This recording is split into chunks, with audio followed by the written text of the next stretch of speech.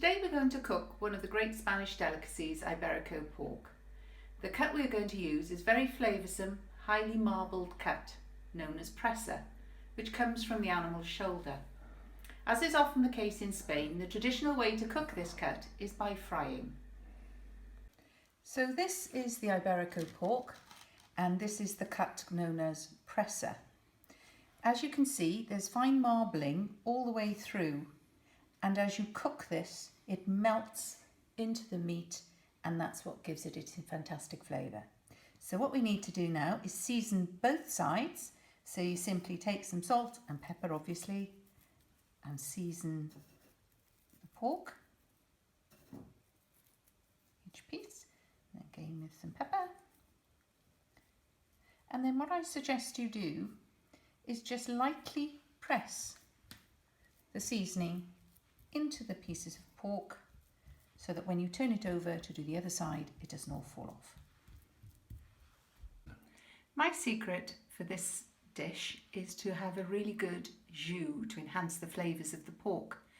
And what we have here is 250 ml of beef stock. To that I'm going to add half a teaspoon of sugar and a tablespoon of balsamic vinegar. And stir that around. Now that is ready, but once we've cooked the pork and we have all the flavours in the saucepan, we can add this and cook it rapidly so that it will reduce down into a beautiful sauce to go over the pork.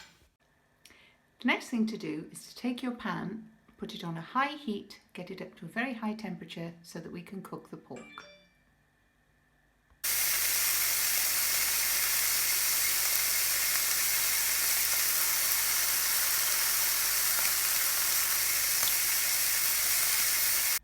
Now we're going to turn to the sauté potatoes. To prepare sauté potatoes, you peel the potatoes and cut them into about a 1 centimetre dice. You must make sure that your potatoes are dry so that there's no water on them, because it'll spit when you put them in the pan. You then heat a pan with a layer of oil in the pan at a very high temperature, and then we'll pop these in the pan and fry them.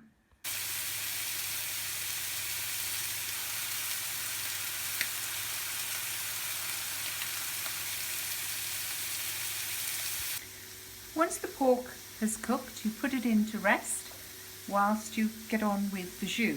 We made the sauce earlier. Pour that into the frying pan with just all the meat juices and allow that to cook and reduce down to give you a lovely juice. What I find with sauté potatoes is you're best to leave them for a while until they begin to brown on the bottom. If you keep pushing them around and moving them, they seem to soak up much more oil and they don't get as crisp and as crunchy as you would like. But once they've browned on the bottom, you can then start turning them. As you can see now, some of these are taking on a lovely colour, and you can start turning them over so that they all get a nice coating.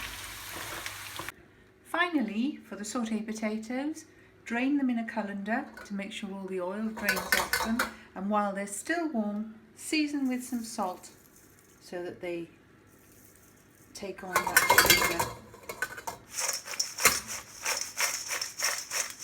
And you're ready to go. No. So finally, we've plated up the dish, and now all we have to do is add some of this delicious jus over the top of the pork.